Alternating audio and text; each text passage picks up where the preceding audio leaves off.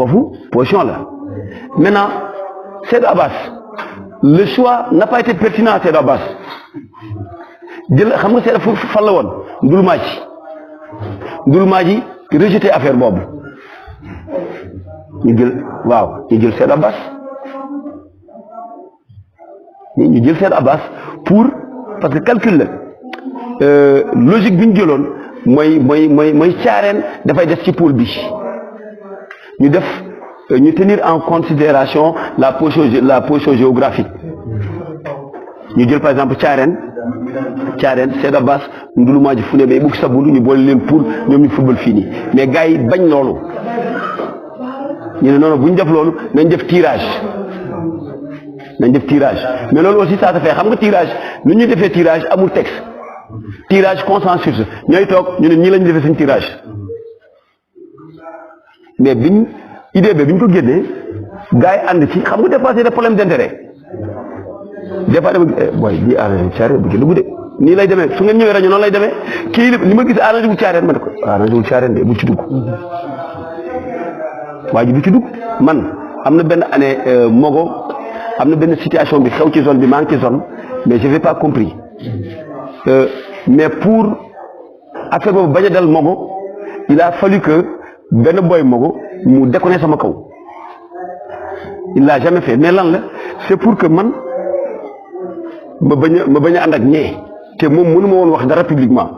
mais bi ñu génnee si woon a grand maa ngi jégalu lii moo taxoon ma def lii xam nga ay calcul la. Abdou Diallo waaw. mos na ma def loolu. waaw ça arrive. Abdou bu la ko defee. ça arrive donc voilà loolu daal mooy kii bi mooy choix bi et ren aussi bu soobee yàlla moom la ñu bëgg defaat et bi yoon sax bëgg maa ngi xalaat yokk ci caution waaw parce que xam nga fi nii pratiquement tous les terrains dëkk yëpp am ku terrain yu clôturé pratiquement boo seetloo dëkk yëpp am terrain clôturé en tout cas Boy Naa am na Mogo am na Sinthiou Mbal am na ñen ñoo ko amut Siir Wooro Xontoor ba Pam bi ñoo amut waaw nga ñëw bëgg sa bund am na est-ce que dem bi am na am na très bien non fu ne laa wax fu ne bi amul woon de fu ne bi amul woon wudduru ñoo ngi foog naa ñu ngi koy tabax parce que si noor bi yóbbu nañ fa feer lépp yóbbu nañ lépp donc gis nga boo waxee critère boobu ñëpp ko am léegi boobu mënatu la influer ba nga choisir benn dëkk il faut ñu indi beneen critère encore boo xam ne ñëpp amuñu ko parce que boo waxee par exemple critère 100 000 terrain clôturé plus 100 000 mais dina am ASC yoo xam ne duñ ko am mais xam ne booba moom Thiarène moom day jël parce que yéen xam ne vous êtes prêts ensemble certainement tu vas donner ton salaire Man, je pense que l'idéal serait de régler cette question-là, à l'appréciation de la zone. Donc, il faut trancher sur cette question-là, ou bien vous choisissez, vous faites le choix d'un terrain en tenant compte de la position géographique, ou bien, pourtant, le choix de financement, très bien. Mais par la suite, vous êtes concerné? Si, je pense, hein, Omar. Oui, je pense. Très bien, man mi maa ko déposé. J'ai déposé pour Thiarène. Normalement, yéen am ngeen point sarga point alal. À Thiarène, il y a un point alal. Waaw, il y a un point alal à Thiarène. Maintenant, formation bi gars yi def nañ ko au niveau Dakar. Maintenant, dañ ko war a def au niveau régional. Def ko au niveau départemental door ko def au niveau zone maintenant xam nga rek procédure bi moo yéex waaw mais en tout cas defuñu formation bi en tout cas les gens formés ils sont là dans la région maintenant ñu xaar rek ñu ne acca former leen la région suñu former région on va appeler Ranérou Kanel et Matam ñu former leen ñooñu aussi wàccaat ci département yi ils sont formés waaw et vous en faites partie et je pense même choisir un gosse pour gérer ça mooy li may wax rek nawetaan ne bu njëkk ba foo kese la caaxaan lañ ko jàppe woon mais léegi nekkatul caaxaan waaw parce que man aussi su ma ñëwee su ma amee sañ-sañ mbaa ma am fit ñëw fii di waxtaan ak yéen c'est parce que dama fi nawetaan mbaa football de manière générale moo ma ko may parce que j'ai connu je vous ai connu peut-être bien avant may ñëw fii et fekk nañ lu bëri Ousmane toog ñëw naa fi mu jaay ma xar lebal ma am lu ma ko jox mu jox ma xar mu yóbbu waaw defal na ma ko football moo tax mu defal ma ko parce que bu ma ko xamul woon ci sport du ma am lool ci moom ah très bien football donc dafay boole tey dans la zone bu fekkente ne football nga fi 10 ans mbaa football nga fi 5 ans dëkk yi nga dem ci benn dëkk fii ci Fuuta ci commune Ndaba nga tumaranki xamal ne sama yow mosoo football ou bien nga xam ne njëriñu la bokk waaw donc voilà quoi.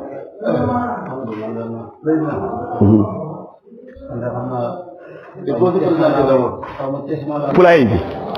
après fa laa jëm sax après fa laa jëm. li nga xam ne laa ci wax rek mooy kenn wax dëgg yàlla comme li ma dégg tamit mooy yow su ko defee gis nga bu baax caareel dëkk la boo xam ne am na lu bëri lu mu mën a supporter ci wax ji quoi kon man li ma lay wax yow en tant que président pour ñu xam kon caareel da nga war a xam ne dëkk la bu war a bàyyi xel ci yenn kii yi parce que bu ñu xoolee dëkk yi ci nekk yëpp. comme li nga wax bu match amee réserve wala bi tey bu ñu waree choisir ñaari terrain wala bi par exemple dafa am loo xam ne bu fekkee ni yéen lay dellu si waat yéen ñu bàyyi xel maanaam bu ñu bàyyi xel nii ci jotaay bi rek xam nga comme ñoo ngi wax nii c'est bien beau xam nga boo ko toog waxtaan mais da nga xool rek li nga xam ne moo en tant que yow yaay jiitu quoi dina am loo xam ne peut-être gis na yoo xam ne dañuy fekk yéen a koy jël noonu xam nga loo xam ne dañ koy def carte ñu taxaw rek xam nga loolu da nga xam ne soo ñàkkee ñàkk nga mais am na yoo xam ne comme ni nga xam nga si jumbaal moom da comme ni nga expliqué nii doon na loo xam ne bu mënuloo ñàkk génn kenn bëggul mu génn ci cadre bu la def affaire yi ñu gisee noonu parce que gis nga ne lu placé na ci côté bi carré bi comme ni nga expliqué nii yow gis nga ne seen match am na yoo côté yoo xam ne buñ ko joxee ci day am recette day am ci yooyu yëpp da ngeen loolu yow yaa ngi bàyyi xel ci yenn ci au moins ñu mës a am loo xam ne am pool boo xam ne day ñëw fii xam nga ñu ko bële choisir dafa am yoo xam ne yaa ci jàpp tamit man foofu laay waxee xam nga parce que dëkk yi kii nañ ne yëpp tolluwul moom c'est sûr dëkk yi loolu àdduna ma doxee noonu vraiment ci la ëpp doole tout le temps sax bu àdduna bi wax bu ñu toll mënoo wax na tey par exemple tey comme par exemple États-Unis lu muy gën a kii yeneen réew yi parce que leen ëpp doole ci yeneen am na loo xam ne bu ñëwee ñu war a cëlante wala kii mënoo ko gis mbagg ni ko parce que ñoo toll xam nga comme loolu la tey caareen dëkk la bu mag boo xam ne dañuy bàyyi xel ne dëkk la boo xam ne bu dee am na yu ko ëpp doole ci côté bi sport nii bëriwul kon bu ñu war a bàyyi xel au moins ñu mës a am loo xam ne bàyyi nañ ko xel ba dina sentir que ne lii dañ ko def ngeen ko parce que ci yoon ngeen ko teg parce que bàyyi ngeen xel caareen wala bu leen xel ci ñu xaw ma ko ci ñu wala ci ñu naata recette yi mën a apporter yooyu ngeen xool loolu daal laa amoon lu ci wax li ci des yëpp wax dëgg yàlla rafet na bëgg rek ni mu neexee nii ak ni nga comprendre caareen ba wax ba souligner ko sa bopp yéen di ko bàyyee xel noonu ci bu ngeen ñu soree comme ni ngi waxee boo ñu jegee boo ñu soree te nga bàyyi xel loolu ngeen bàyyi xel loolu bu baax xam nga mbir loo gis ci àdduna yoon la bu doon man may toog rek sama biir néeg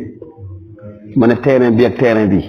bul sonn ren moo la ñuy football ak caareen su doon man may def man rek su doon man rek may def damay bind rek mu dem ci ASC yi amul wax amul débat amul dara premier village dama ne Mogo la deuxième village ci caareen gasi mais du demee noonu damay liggéeyal ak ay nit en général man dama di koo xam ne même bu fekkente ne man maa jiite man pour man ci ginnaaw laa nekk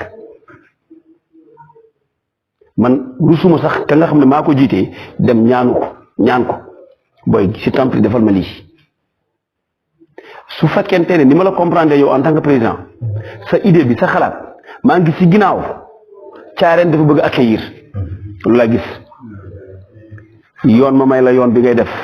bi ngay jël pour mun loolu su dara desee lu dul nit ñi toog nañu yéen sol leen seen dàll ngeen xool équipe bu gars yi nekkee rencontre zone ngeen ñëw rencontre leen parce que nit su fekkente ne yow yaa bëgg ma ñëw ci yow am na loo may wax ma gëm la ñëw dafay des kay ma ñëw li nga ma waxoon ma bañ koo fekk mais si biir wax mën nga ma indi comprendre man de surtout li may wax xam nga Thiarène tabarkalla macha allah dëkk bi du dëkk bu ndaw benn te tabarkalla macha allah nit ñi am na lu leen yàlla wërsëgalee te xam naa ne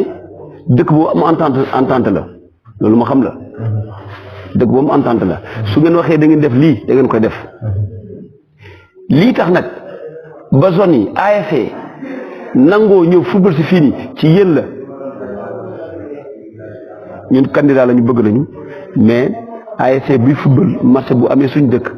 lii ak lii ak lii mën nañ ko defal nit ñi loolu yéen la parce que du def la nga xam ne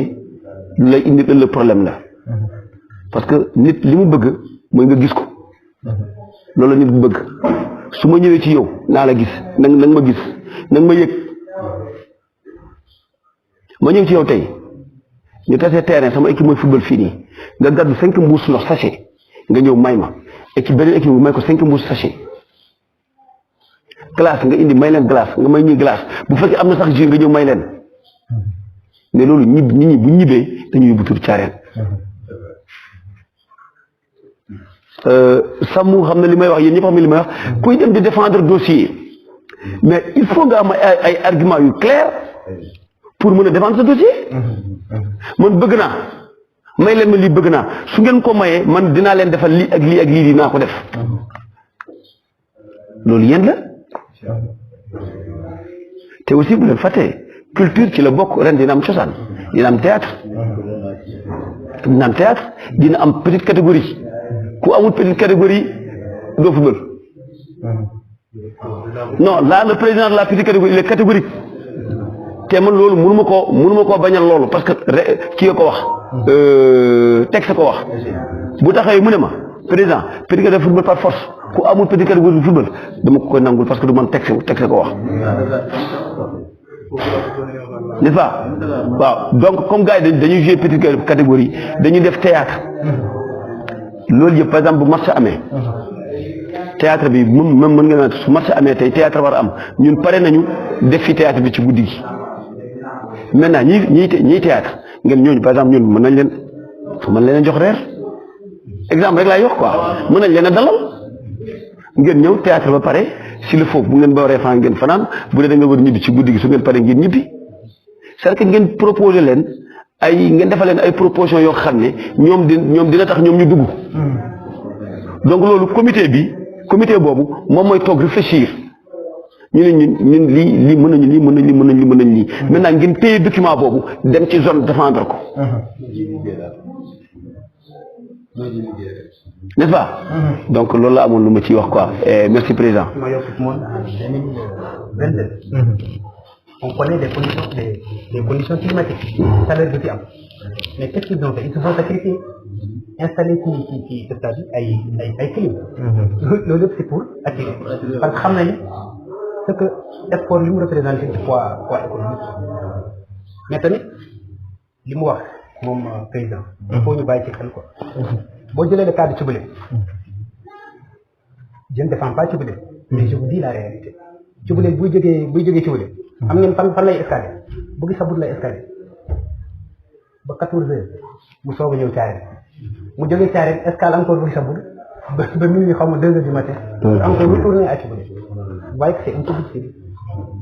loolu tax bu mu waxee il faut ñu xool ensemble ba ngeen waxee mën nañu atteindre par exemple ren compétition bi beneen dëkk mën na nekk on fait ça à tour de rôle mën na nekk. Thiarène mën na nekk premier ci mandat président Thiarène mën na nekk beneen village mais il faudra que ñun tamit ñu teg loo xamante ni village yi dañ koy nangu mettre par exemple la mobilité ñu assurer la mobilité pourquoi pas ñu yokk paas yi ce kii ñu tudd billets yi dindi ci transport bi faire en sorte que équipe bi nekk fii à temps ñu jouer à temps loolu yëpp mën na nekk il faut tamit qu'on évolue parce que li muy wax nii c'est l'évolution il parle de la numérisation des il faut tamit que ñun ñu nangu évoluer ça c'est tout à fait normal même les billets de 200 francs xam naa ni moom rek moo ci wax 200 francs mais vous allez dans les grandes villes les billets se vendent à 500 francs si rek le billet am ay 50 francs ay 100 francs loolu tax duñ ci génn il faudra tamit ñu jéem a xool jéem a évoluer même les assurances ñu toogaat ensemble xool qu'est-ce qu'on doit faire ensemble loolu yëpp mën na nekk te xam naa ni moom il est sur la bonne voie je vous le dis ici ce qui le tient plus man bi mu nekkee kii président ba léegi on travaille ensemble mais formation bi moo ko gën a je sais pas moo gën a nekk ay priorité am quoi waaw xam naa loolu récemment il a organisé une formation à Sinthiou pour l'arbitrage te xam ngeen ne violence bi ci arbitrage bi lay jógee xam ngeen ko division bi ci arbitrage bi lay jógee donc il a beaucoup insisté ñu organiser ci ay formation bien vrai que c'est insuffisant mais xam nañu ren au moins on aura des arbitres qui ont été initiés ñoo xam ne ni ils ont reçu une initiation et il parle aussi de la CQRP mu ngi ci travaille sur ça donc ensemble dañu toog et vous aviez parlé du cas de Thiarène dans la zone il me semble qu'il y a deux jeunes ils travaillent encore à ce qu'on unifie les jeunes bu leen fàtte ni Sénégal nous sommes une nation diverse mais nous sommes une nation unie zone bi tamit nous sommes une zone diverse mais il faut qu'on soit une zone unie que ça soit très clair nañu bàyyi ay affaire tukulóor ou bien wolof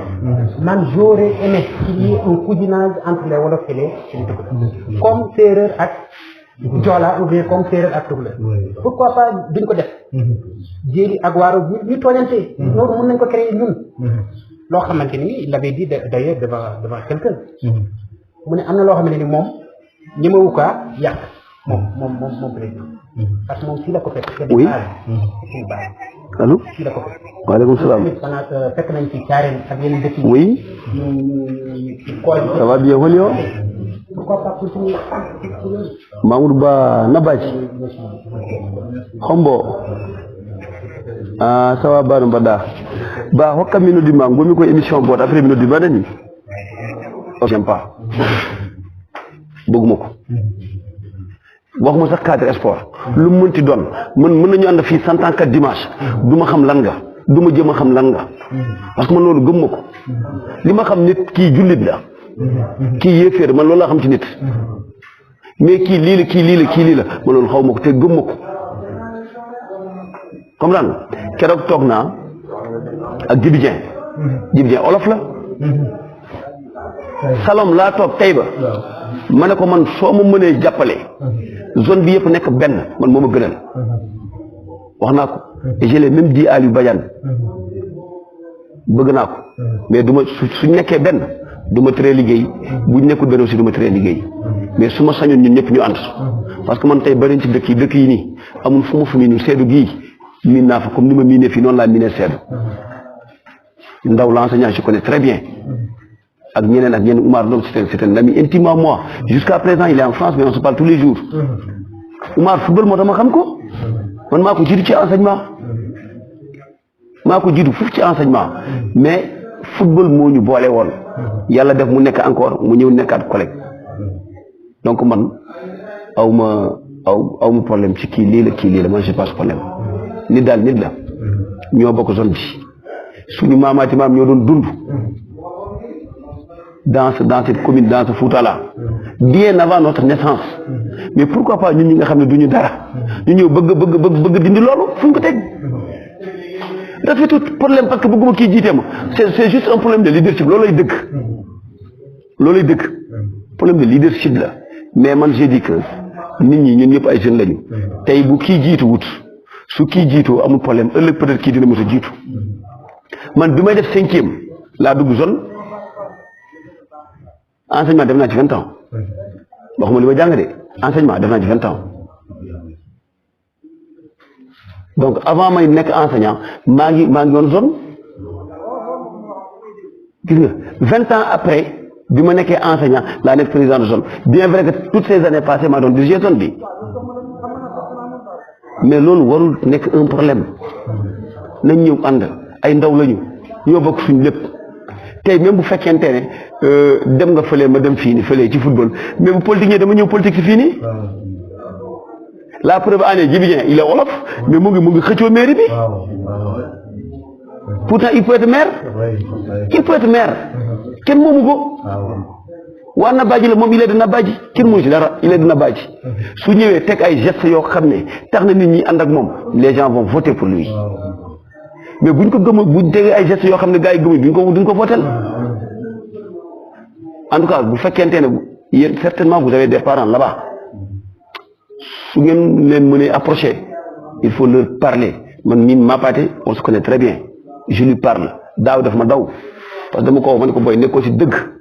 zone bi da ngay ñëw ñu nekkaat benn mu ne ma grand dañ ci wax mais finalement il n'est pas revenu te je sais que am na ñeneen aussi ñu ngi ci dox mais je pense que zone bi ñun ñëpp dañoo war a sol suñu tànk zone bi nekkaat benn ñoo bokk lépp xoolal ci kii yaayu Malick Sylla bi mu gaañoo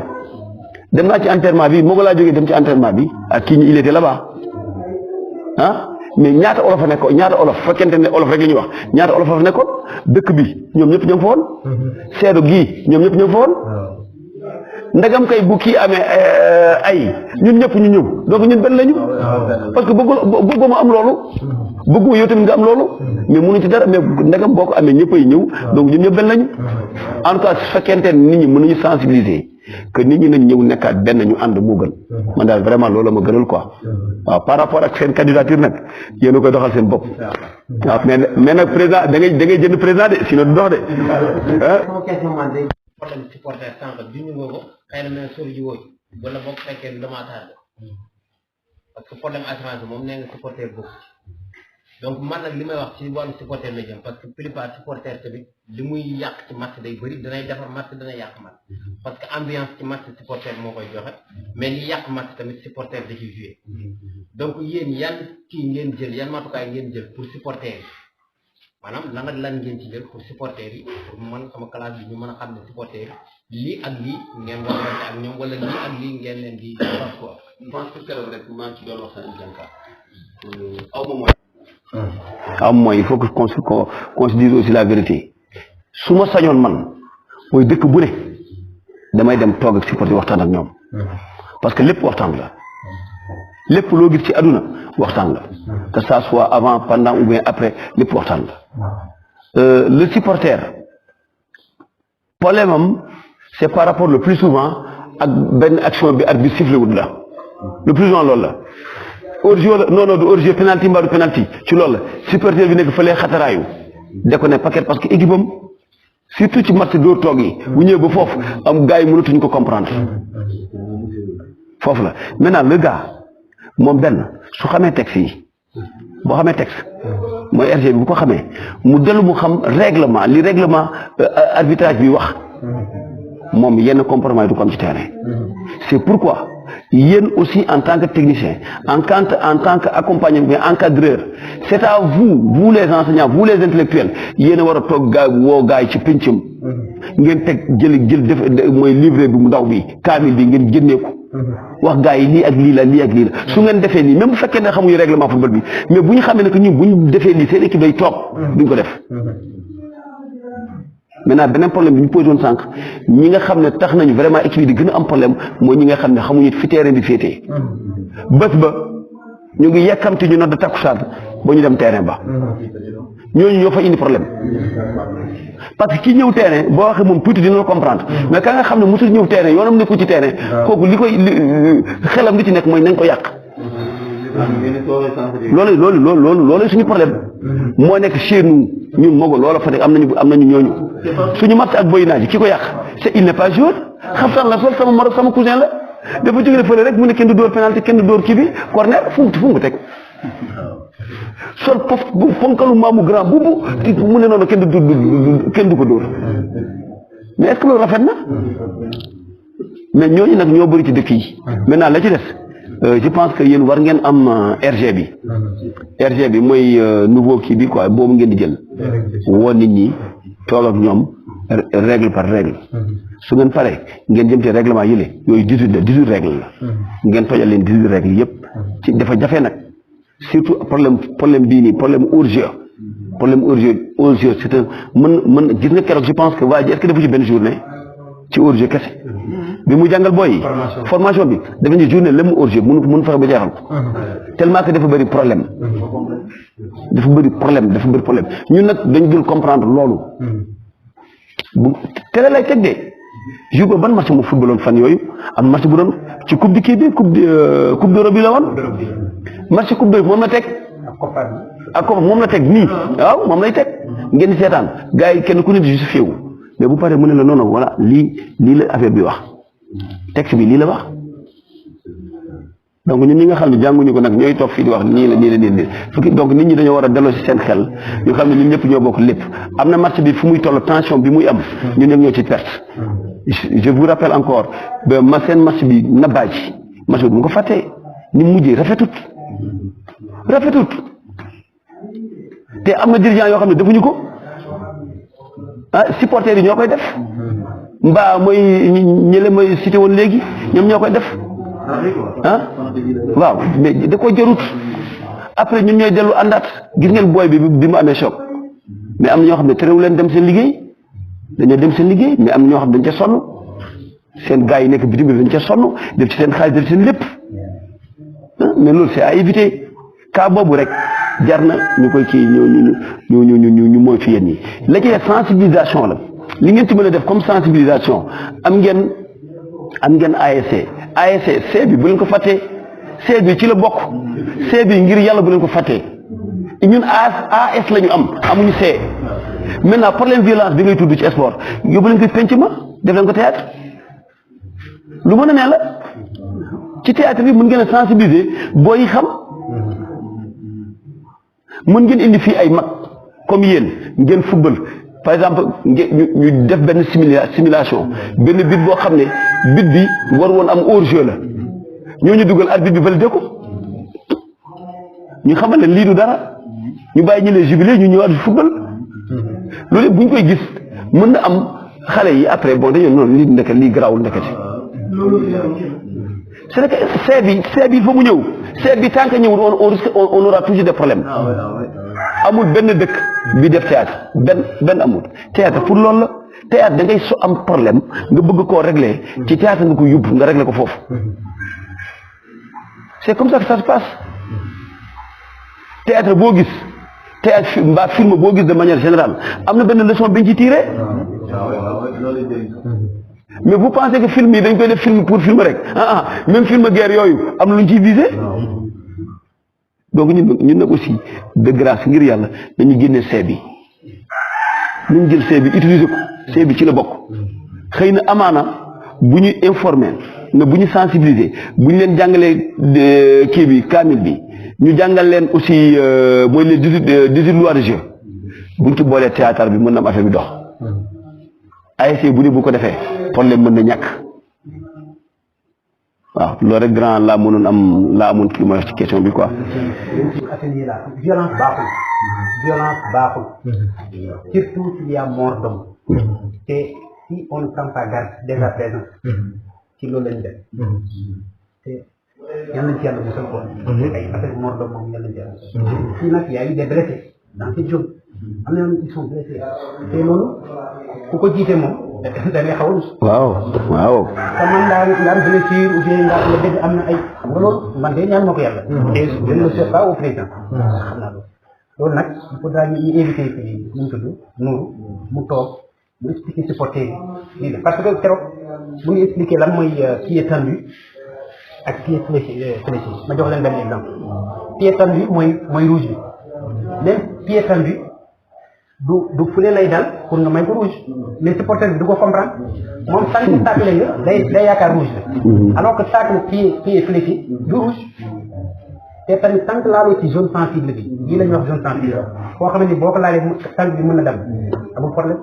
boo ko laalee bu dee kii ci dàll bi amul benn problème et supporter bi di nga ko comprendre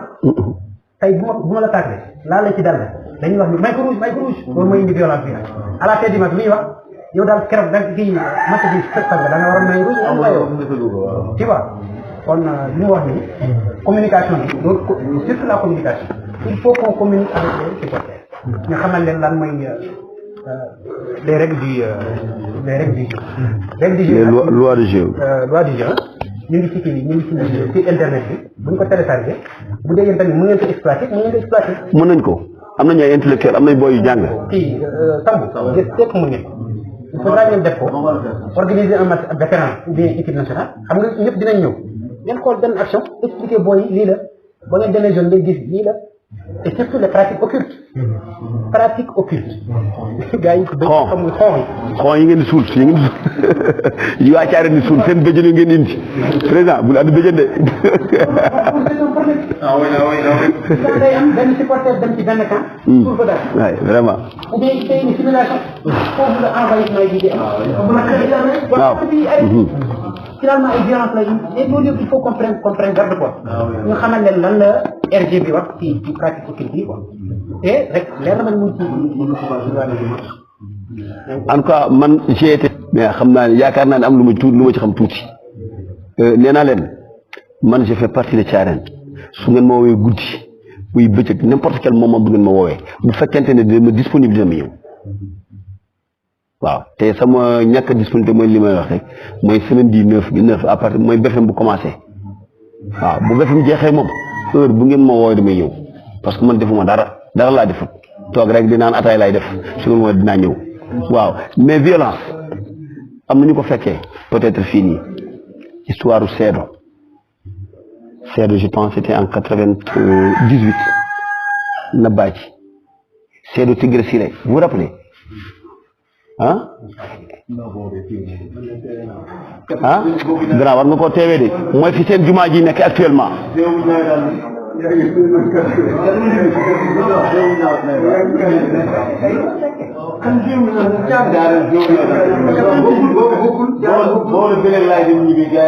non même bu ngeen jéewut non même waxuma jóge même bu ngeen jéewut même su ngeen fekkee fekk gisu leen ko war ngeen ko dégg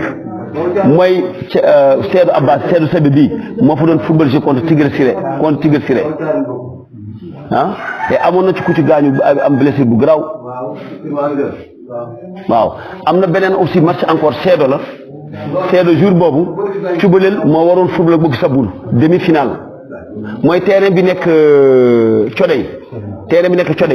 Cubalel moo waroon football ak Boki Saboul demi-finale mais nag waa Seydou foog naa dañoo porté woon réserve bi jàpput ñu ne ñoom ñooy football demi-finale ba ñu mobiliser ñëw bi ñëwee ñu ne match bi du am jour boobu xeex bu métti nu ñu xam tugaaj yi moom lañ jël sanwaay di dóorante ñoom ak waa Nabaaj ah xeex bu waaw wallahi grand man non je l'ai vécu moo tax ma ne dama fekkee démb affaire yi doy waar jour boobu su ma jumut am na ci kenn benn seedu bi ñu yóbbu ci saa si hôpital xaw ma ndax dundun am déet waaw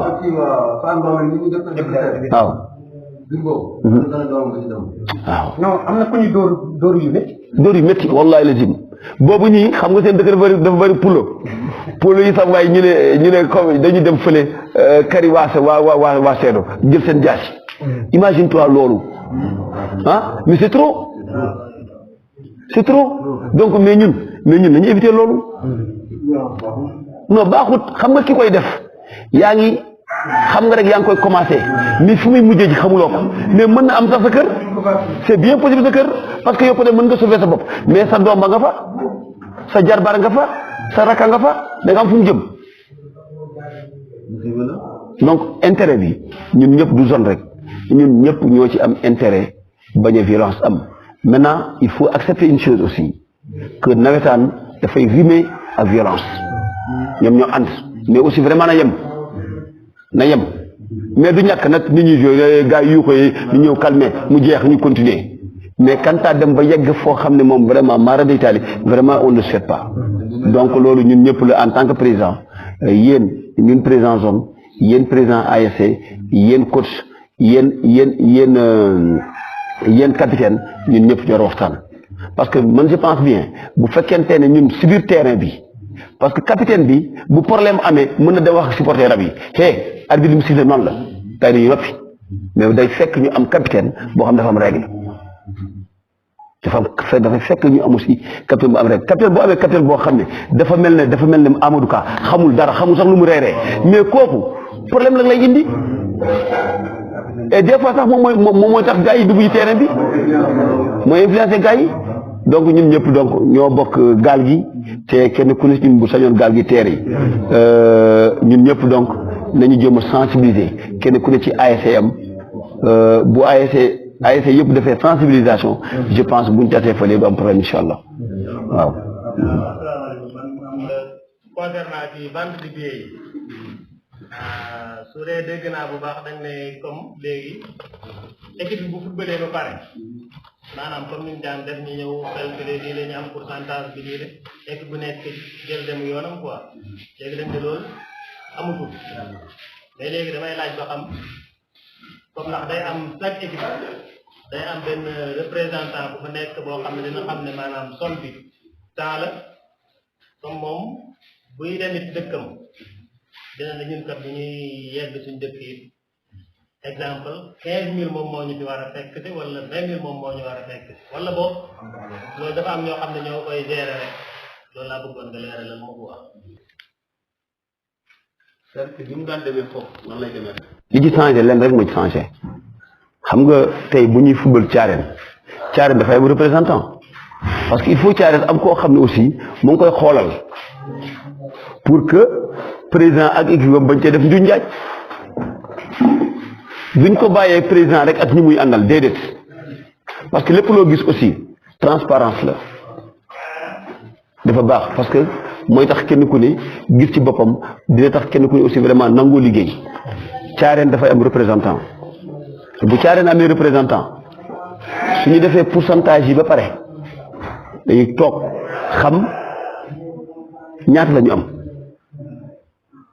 xam na ñaata la am maintenant Thiarène bi muy dem xam na pourcentage am ñaata la c'est que dafa am benn papier bi ñuy def waaw bi ñuy envoyé noonu avant bi ñuy envoyé au niveau des ASC bu ne dina xam pourcentage am su ma génnee li mooy sam pourcentage bu dee dama recevoir li mooy sam pourcentage comprendre maintenant bu ñu defee loolu ba pare l'essentiel est que nañu xam montant bi supposons on a 225 000 la ñu am comme recette totale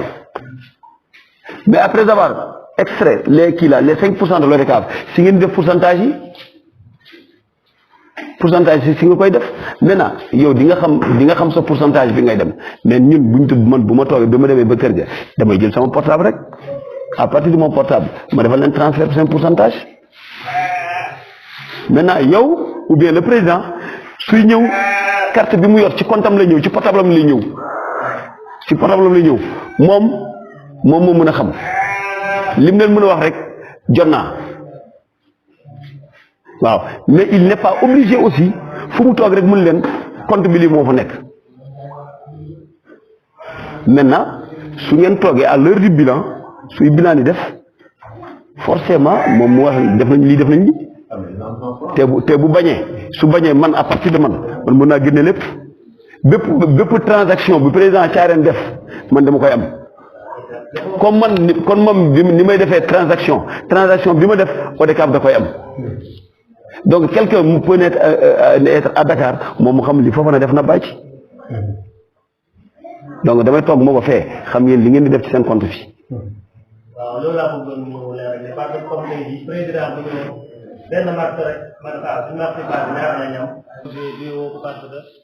waroon ngaa gën a creuser ba xam affaire yi ni muy demee quoi comme daal bu ci population bi amee benn affaire bi day gën a yombal liggéey bi quoi waaw mais leeral bi aussi am na ci solo kontaan nañ macha allah. tey ñëw Sénégal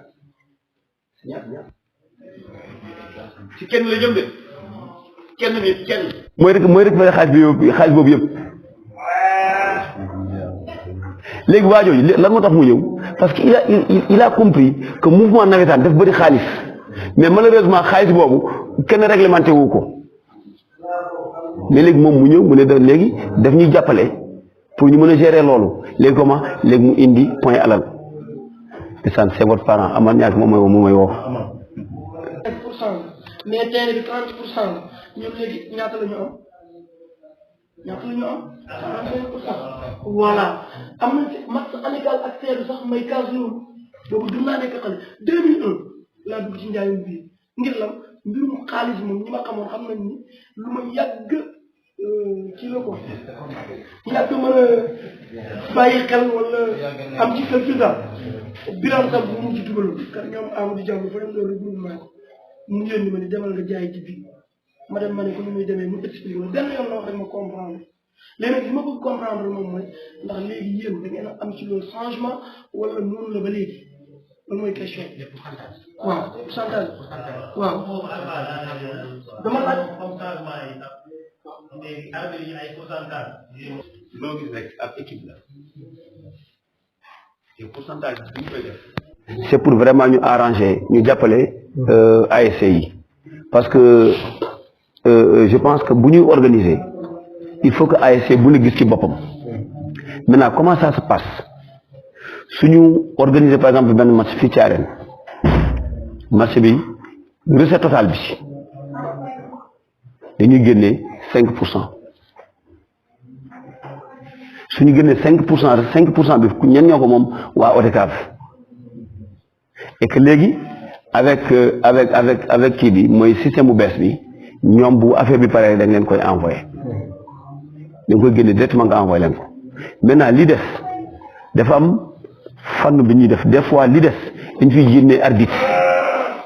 dañuy génne arbitre encore suñu génne arbitre ba pare la ci des ñu def ko pourcentage. arbitre yi président bi nu dites-moi après arbitre bi ça dépend arbitre yi dañ leen fay 18000 waaw trio bi waaw 18000 des fois on les paye 18000 ñu assurer aussi seen déplacement waaw ñoom waaw 5%. Bon kii boobu financier boobu kii bu fii je l'ai pas en tête mais xam je l'ai pas en tête moom am nga ko non zone moom du ma ci avancé wu parce que man lu ma leeru du ma ko wax parce que instant bi je l'ai pas en tête ça fait un bon moment defuma ko du ma ci hasardé wu xanaa am leen RG waaw maintenant c'est que bu ñu demee ba foofu xam nga bu parler de pourcentage maintenant suñ demee ba toll aussi mooy match à éliminatoire direct foofu aussi kiiw bi kiiw financier bi dafay changer là moom ça va dafay waaw mooy ci pourcentage bi day changer waaw day changer non suñ demee ba ma ne bu ñu yeggee ci dóor toog day changer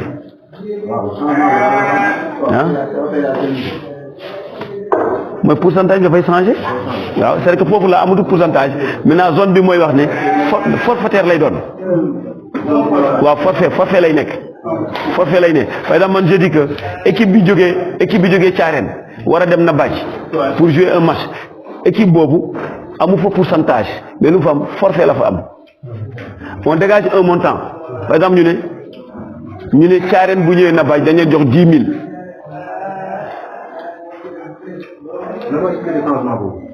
waaw mais loolu nous sommes responsables de ça parce que à ce moment boo ñëwee ba toll foofu yéenay xool parce que c'est prévu encore par les textes.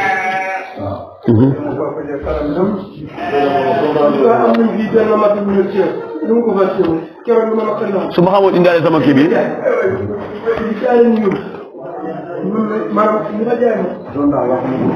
gis nga Samb Nabadji daaw non daaw jéeg bi mu demee départemental xam nga forfait Nabadji ñaata la 25000 c'est que les gens du ñu sóoraale supporters yi oto bi yóbbu joueurs yi oto boobu la ñu sóor dañ ko yéen forfait 25000 ngeen am amu leen lu dul 25000 ah waaw c'est insuffisant maintenant xam nga des fois aussi mooy li may wax li ñu dal fii day dal ODCAV day tëgg match mu déficitaire imagine toi nga war a football ak Xombo un exemple quelconque Xombo par exemple mais Xombo du indi nit par exemple mais match boobu ngay football Xombo ak Doundu ñu joué fan ñu joué Matam match bi du am nit parce que waa Matam ils ne vont pas répondre seen équipe footballut et des fois même terrain commun bi ñu gis des fois mooy suñu problème par exemple Thiarène Thiarène c'est un terrain commun léegi ñu ne Mogo na tase fii ak Ndouloumadji ou bien Mogo na tase fii ak Mouduru waa Thiarène bañ a ñëw est-ce que dina am recette du am recette donc loolu aussi yéen war ngeen ci am ngeen ci rôle à jouer parce que bu fekkee ne ñoom rek ñëw na ñu ñëw ak seen supporters yéen il faut que ngeen di jouer seen public génn arrangé wul zone bi ngeen sensibiliser nit ñi génn ngeen seen candidat bi sa waay day kii de day échec de tey mën nga cay jaar def lu bëri ci dëkk bi mën nga jaar def ci lu bëree parce que nit ñi dañoo xamut tey bu ngeen toog di réew ngeen ne nit ñi attention ñun kat dañoo choisir pendant 15 ASC Thiarène lañ ci tànn moom mooy abrité tournoi bi donc vraiment ñu ngi ñaan ñëpp bu match amee na ñëpp génn seetaan si ngeen def publicité ci match bi s'il faut même ngeen dem ba ci dëkk yooyu ngeen filmer enregistré indi def mais nit ñi bu ñu tax dañu ñëw mais bu ngeen yemee ci boy suba match am na kuy ñëw loolu la boy suba est-ce que suba moo ko de football ankay moo koy kii ñooy football fii suba su ngeen ñëwee ci loolu kenn du ñëw il faut sensibiliser oui day am donc par exemple ñoo bokk dëkk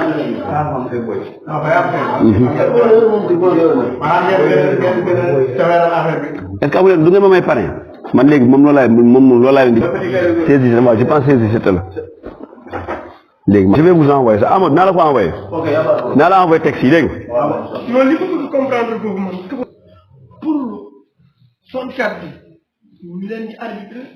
nii wala après nga maanaam nawetaan yi après ñoom ñooy arbitre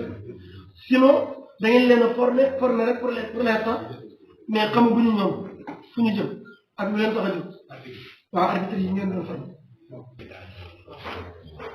Nourou nee na c'est bon je l'ai fait. D'accord Nourou nee na. sa portable Nourou nee na yow lay wax. waaw chaque dimanche booy mën nañu ñëw ñu dugg à Matam. D'accord pour compléter la formation. léegi le fait ñuy ñëw fële ñu tudd Matam am na examen yi ngay dem quoi y a des examens que tu fais examen yooyu boo ko jàllee maintenant foofu ngay avancer di échelonner di d'accord maintenant ñoom li ñu formé nii on a demandé à ce que CRA mooy jiite l'ensemble des arbitres d'accord bu ñu leen formé qu'ils mettent ces arbitres là à notre disposition parce que arbitres yi ñu doon am fii dañuy ñëw Thiarène yenn saa yi dañuy wax ni comme amuñu arbitre nañu jël waa Thiarène ou bien ñu jël waa Seeda ou bien ñu jël waa Seeda ba xam nga loolu day indi problème fekk koo xamante ni musul subir benn formation loolu tax ñu former leen d'accord c'est des arbitres de la zone ñun ñoo leen moom ils vont travailler avec nous boo xoolee tamit c'est un peu cher nga jëlee arbitre bi Matam nga indi ko ba Thiarène c'est très cher il est plus facile nga jël arbitre boo xam ne c'est formé dans la zone commission arbitrale moo koy jël du président moo koy jël du man maa koy jël mais y a une commission réservée à l'arbitrage ñoom ñooy jël arbitrage kii arbitre yi envoyé leen à Thiarène ñu arbitrer après on va les payer d'accord parce que là-bas on exigeait la sécurité yu bëri lañu doon exiger mais maintenant peut-être avec la formation loolu yëpp dina xaw a te day jouer ci recette équipe yi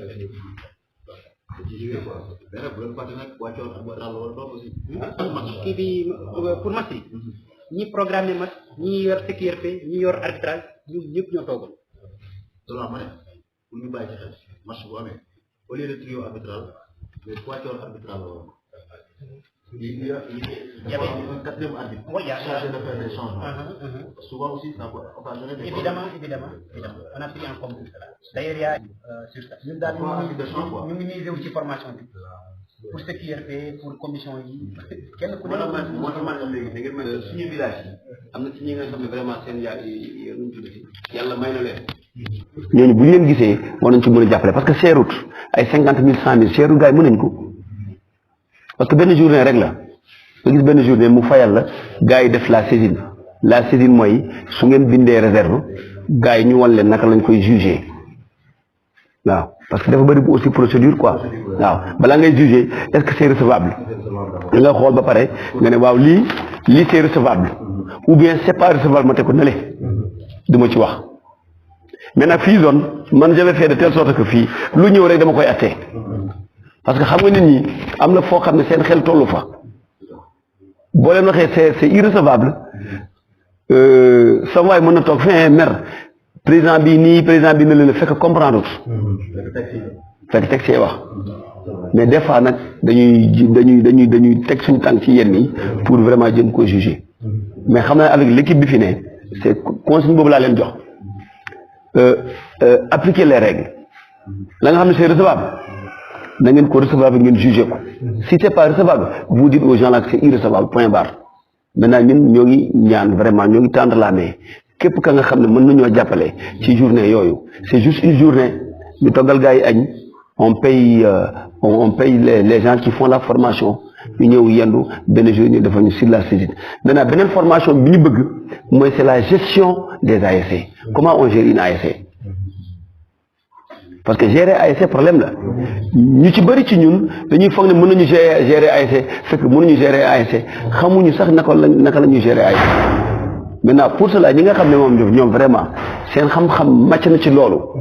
soo leen indee il fait vraiment lu mu bon nga jox leen kenn ku ne li mu jëndee ndox bu ñibbee këram mbaa li mu naanee ataay bu ñibbee këram en dehors de añ bi nga koy toggal donc c'est pourquoi on est en train de voir des gens la fois passée Djibijien la pour la saisine am na koo xam ne waxoon naa ak moom il est d'accord mais dara terewuma su ma amee benn formation boo xam ne à Thiarène je déplace les gens là ba indi ici à Thiarène je suis pour ça me dérange pas si par exemple un natif de Thiarène il est prêt vraiment à m'accompagner ci loolu man je peux mobiliser tous mes délégués ma ne on va à Thiarène pour une formation waaw donc waaw parce que moi je dis que affaire bi dafa war a tourner dëkk bu ne dafa war a da cee war a gis boppam maintenant ka nga xam ne xëy na gisee ko noonu c'est un problème parce que que il peut se dire que pourtant à chaque fois chez moi la doon amee mais chez toi mais moom moo zone bi mais parce que pas parce que chaque jour dañu ñëw sa kër di fa naanee ataay rek bu ñu changé tey dem kër Amadou Ka rek nga mer combien de fois lañ naan naanee war nga sa kër donc combien de fois lañ defee réunion na bàcc mais il est important aussi que ñun ñu xam ne ban coono la waa Thiarène di daj pour déplacer wu dem na bàcc ban coono la waa Wudur di daj pour bu ñuy déplacer wu di ñëw na bàcc il faut que nit ñi def expérience yooyu maintenant ëllëg boo toogee diwut yéex a ñëw di nga comprendre lan moo tax kiiti yéex a ñëw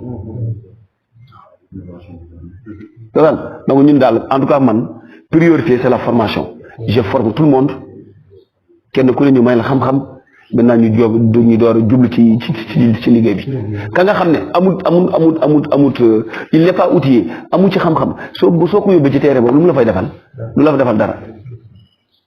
donc en tout cas nous vous tendons la main si vraiment dans le village ici ou bien ailleurs en Europe à Dakar en Amérique il y a des bonnes volontés vraiment nous sommes derrière vous on aimerait vraiment être soutenus accompagnés par ces gens-là waaw